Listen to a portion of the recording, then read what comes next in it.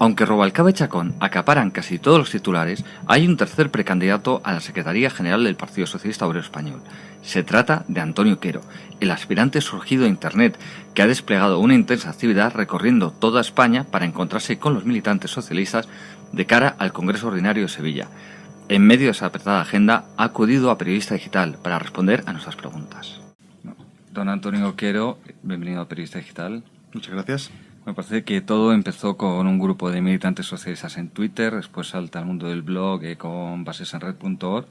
¿Con usted llega la política 2.0 al Partido Socialista y a la política española?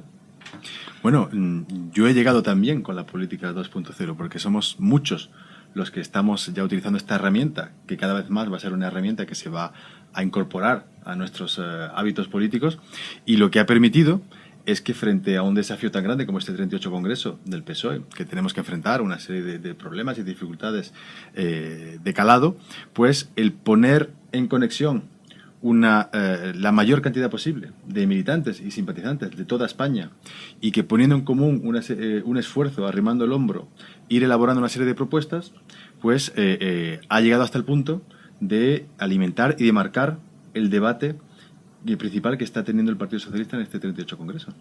Bueno, hay una pregunta obligatoria. ¿Usted confía en poder alcanzar los avales necesarios para poder presentar su candidatura a Secretaría General? Estamos haciendo todo lo posible para que eso sea factible.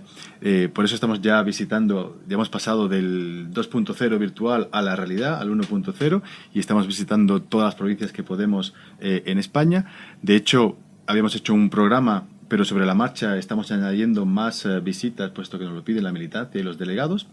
Y donde vamos, primero el partido, las direcciones provinciales nos recibe de una manera prácticamente equivalente a las otras candidaturas, y nos entrevistamos con los delegados. Ellos reconocen que esta candidatura es una herramienta al servicio de unas propuestas que han sido el eje del debate en los congresos provinciales y las enmiendas que se han presentado para Sevilla, y que por lo tanto merecen tener voz propia en Sevilla, y por ahora vamos sumando un número de avales que, si siguiera este ritmo en todas las provincias, pues se acercaría a esa barrera del 20%. Permítame ser crítico con su partido, pero tan mal está para que ahora mismo, excepto con usted, se esté debatiendo entre el responsable de la peor derrota electoral de la historia reciente del Partido Socialista y la responsable de los peores resultados en Cataluña del PSC. ¿Tan mal está el PSOE? Bueno, una de las motivaciones también de este paso es el que hasta ahora teníamos dos candidaturas, pero una sola vía, una vía de continuidad, como se ha descrito. Pero con este paso aportamos una segunda vía, podemos ofrecer a los militantes una verdadera opción de cambio. Sabemos que además es una opción que está conectando mucho más con el electorado que se ha alejado de nosotros, con los militantes que están decepcionados o también alejados, y por eso pensamos que es una candidatura de futuro. Entonces, bueno, un poco por ahondar en esto que me está diciendo usted, ¿qué diferencias presenta o qué diferencias propone que marquen una agenda que rompa con lo que representan Rubalcaba y Carme Chacón? Bueno, hemos partido de un diagnóstico, primero, que ha sido el objeto de debate de nosotros en red, para, sobre la base de ese diagnóstico, empezar a elaborar recetas o respuestas. Y bueno, todos teníamos bastante claro que la socialdemocracia ha pecado de incomparecencia ante la crisis que hemos sufrido, y cuando por fin ha empezado a articular respuestas, no respondían totalmente o todo lo que desearíamos a los principios, a los valores y de nuestro partido y de nuestros electores. Y eso ha sucedido en parte también porque tenemos un modelo de partido, en general todos los partidos o sistemas de partidos son las democracias, pero con insuficiente democracia interna, debate, participación, rendición de cuentas, exigencia de responsabilidad, que alimente la generación de ideas y asegure que esas ideas están en consonancia con nuestros ideales. Por eso, nuestra diferencia está en presentar un modelo de partido con propuestas muy concretas y contenidos muy desarrollados y elaborados sobre participación, sobre procesos abiertos de elección de nuestros candidatos, cargos, etcétera, y rendición de cuentas y exigencia de responsabilidad. Es verdad que una de las banderas más llamativas que tenemos, pero que forma parte de un conjunto, es aquella de la elección directa del secretario general por la militancia, el principio de un militante, un voto. Y eso hemos visto que, por ejemplo, en los pasados congresos provinciales, donde se han elegido los delegados, gran parte del foco de atención se ha fijado en esa lucha de poder por el número de delegados, en vez de fijarnos en la batalla de ideas, en qué políticas queremos, y hacer que no se nos oxiden las ideas mientras más batalla de ideas haya. Y con este modelo de partido estamos seguros que podremos poner de nuevo sobre la mesa respuestas a la crisis, a la generación de empleo, a disminuir el fracaso escolar, a tener respuestas europeas que no nos asfixien, pero que nos puedan ofrecer un horizonte de crecimiento y de crecimiento de empleo. Y todo esto con la credibilidad de que no lo venimos diciendo solo desde el 20N, sino que muchos de nuestros grupos, incluido el que yo llevo animando desde hace un año, ya hace tiempo proponíamos una salida progresista de la crisis cuando hemos estado en cargos orgánicos dentro del partido, hemos aplicado el modelo de partido que promovemos. Yo mismo, cuando he sido cargo, al cabo de 2 mandatos, no he optado a un tercero, ¿no?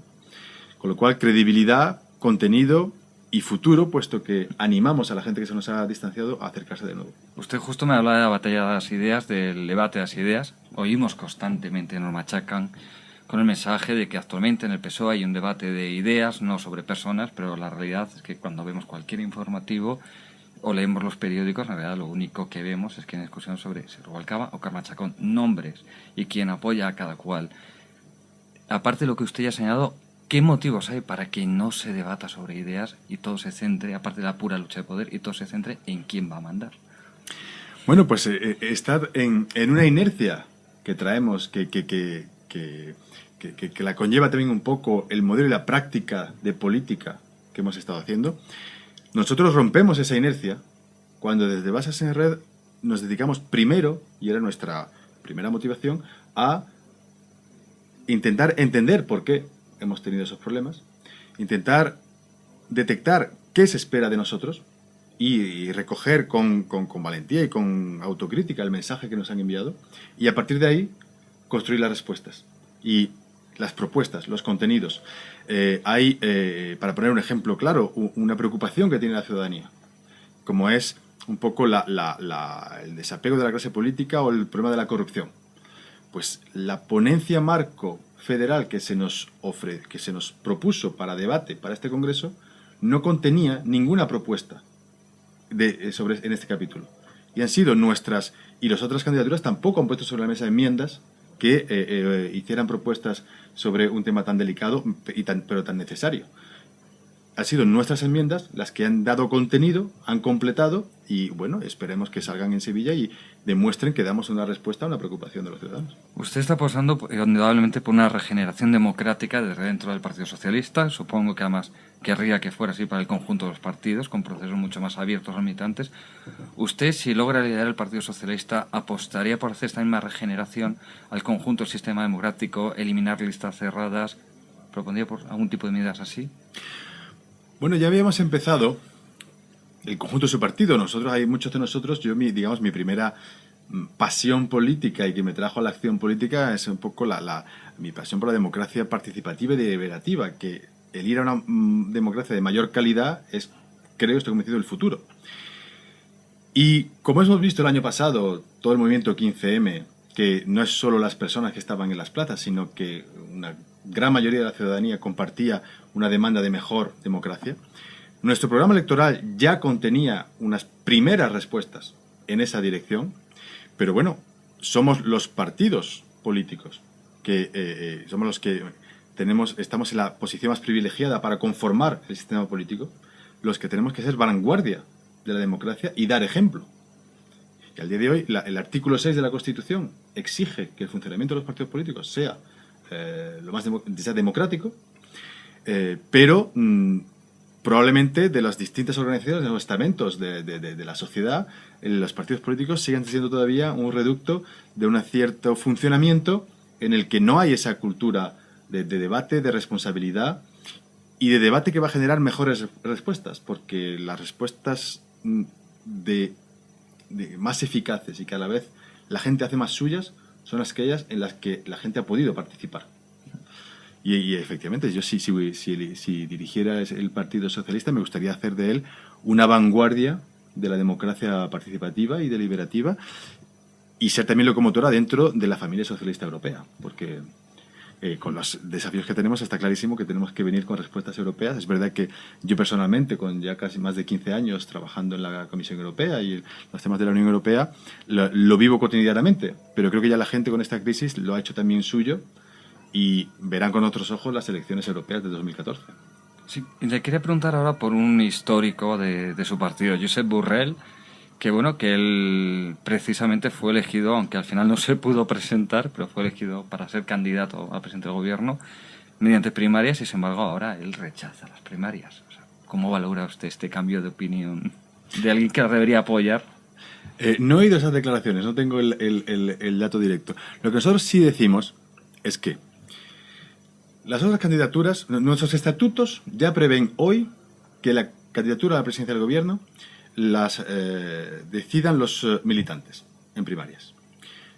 Las otras candidaturas han propuesto ir más allá y que además de los militantes, nuestros electores que se declaren simpatizantes también puedan participar, siguiendo el modelo francés, pero antes de los franceses los italianos lo han hecho así y ha sido un éxito.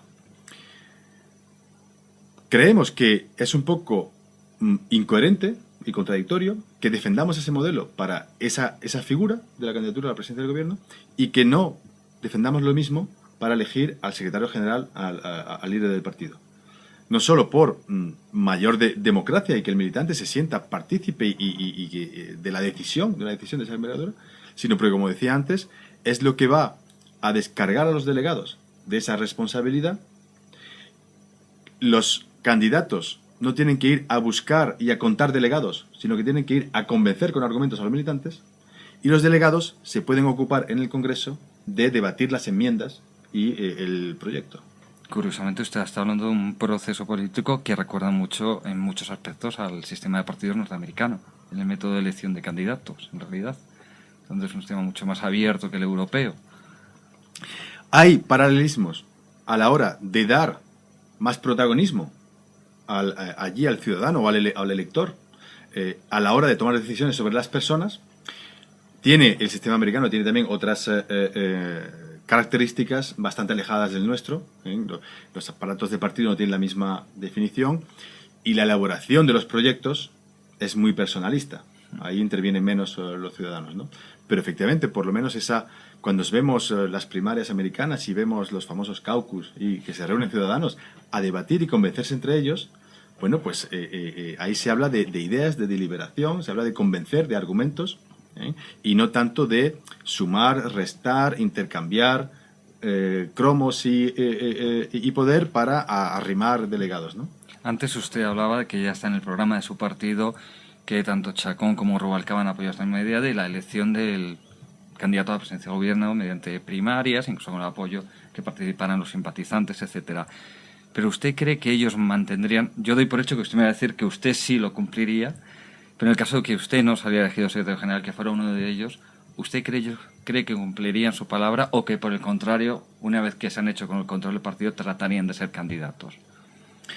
Bueno, si aprobamos y si todos los candidatos lo proponemos, se supone que se aprobará como enmienda en el Congreso, se inscribirá en los estatutos del partido. Y si están los estatutos, habrá que cumplirlos. Y tendremos que fijarnos mucho en los requisitos para ir a esas primarias. Porque esos requisitos hace falta requisitos, no podemos tener un proceso en el que una multitud de aspirantes aparezcan y que no aporten en sí nada un valor añadido. Tenemos que tener una preselección que nos dé una gama de candidatos o candidatas que representen las sensibilidades del partido, ¿no? Pero habrá que ser muy vigilantes de los requisitos y el proceso para poder aspirar a esas primarias para que de verdad sea algo abierto. Le quería preguntar sobre Rodríguez Zapatero. ¿Cómo valora usted que a lo largo de sus años en el gobierno fuera arrinconando o apartando de la primera fila política a figuras veteranas dentro del Partido Socialista y diera un protagonismo muy especial a personas mucho más jóvenes e incluso en algunos casos bastante más inexpertas, pues Viviana Aido, Leire Pajín, personas muy jóvenes.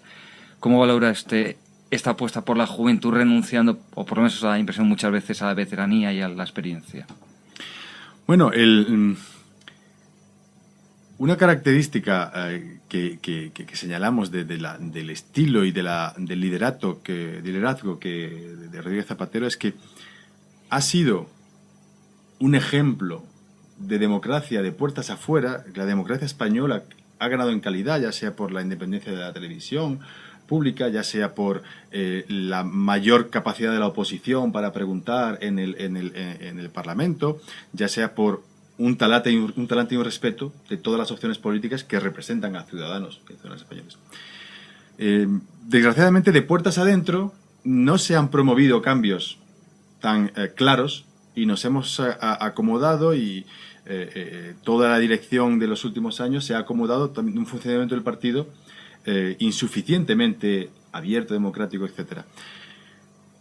En nuestra propuesta, que tiene, digamos, 3 ejes de modelo de partido, uno que es más participación, más debate intenso y transversal, métodos más democráticos de selección y exigencia de responsabilidad y rendición de cuentas, cuando esos 3 pilares funcionan juntos, la selección de cargos va a ser seguramente mucho más, va a producir representantes y cargos más competentes, más reconocidos por la militancia, más cercanos a la sociedad.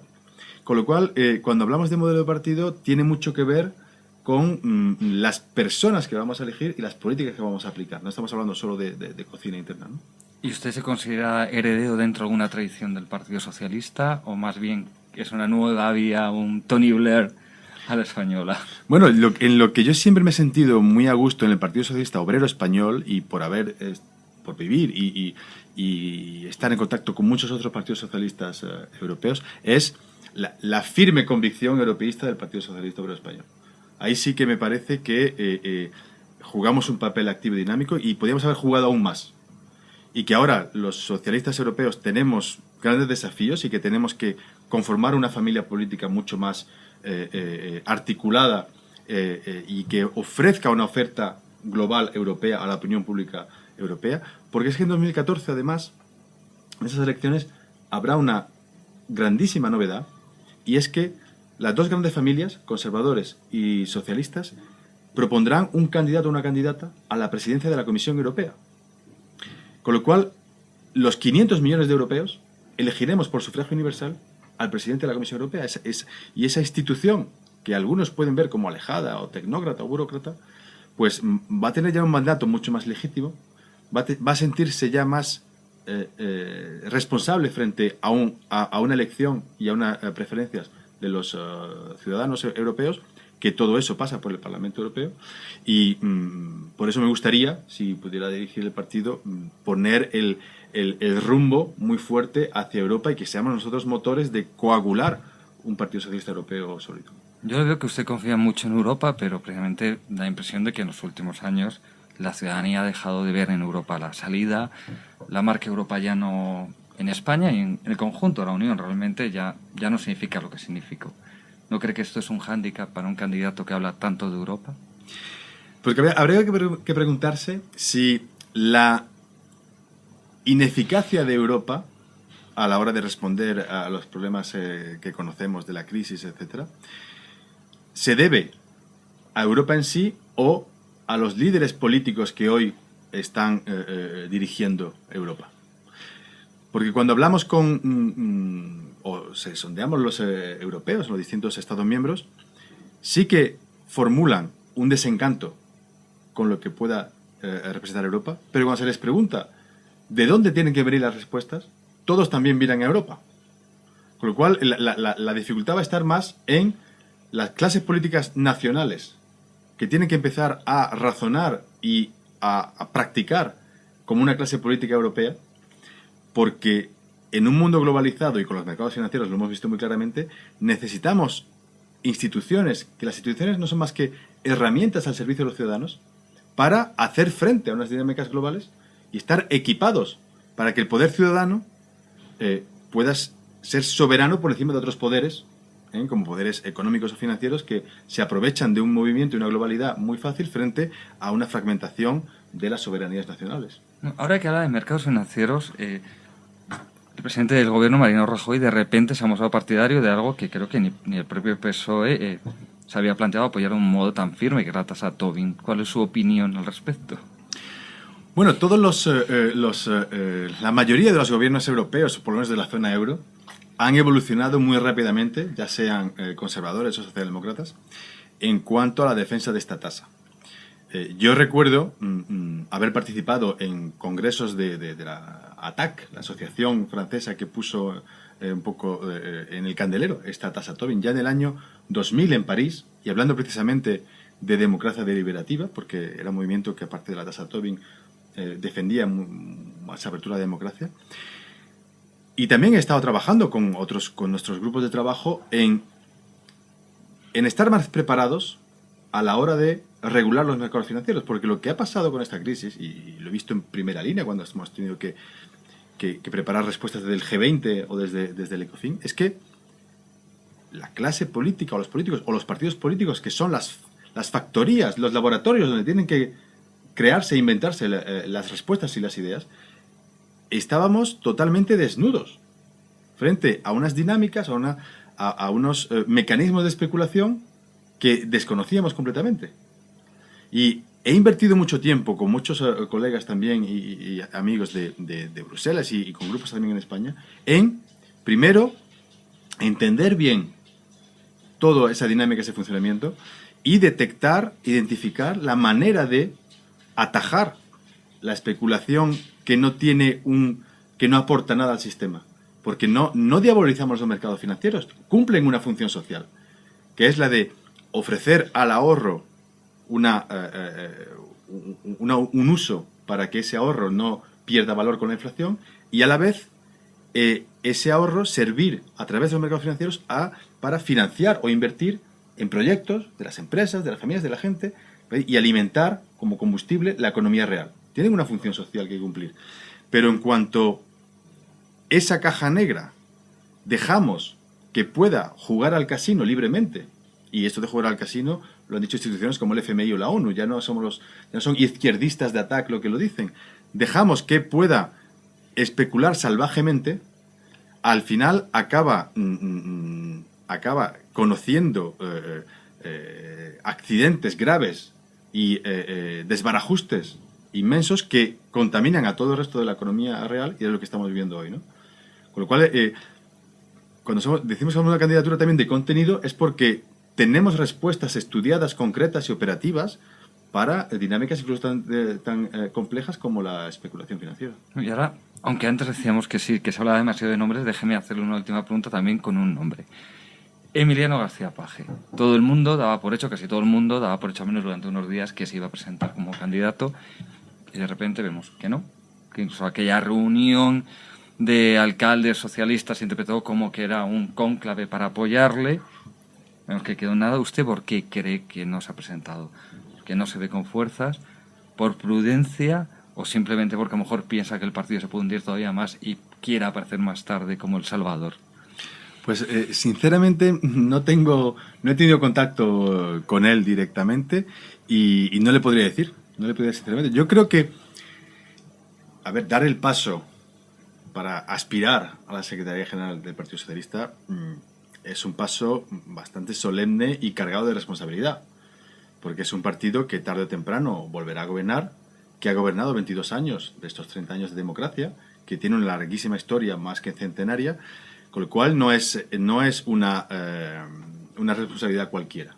Hay que primero saber que venimos de un proyecto construido de abajo a arriba, que es un proyecto sólido de futuro que proponemos al partido, y que estamos en condiciones o tenemos la preparación suficiente y más que suficiente para coger esas riendas.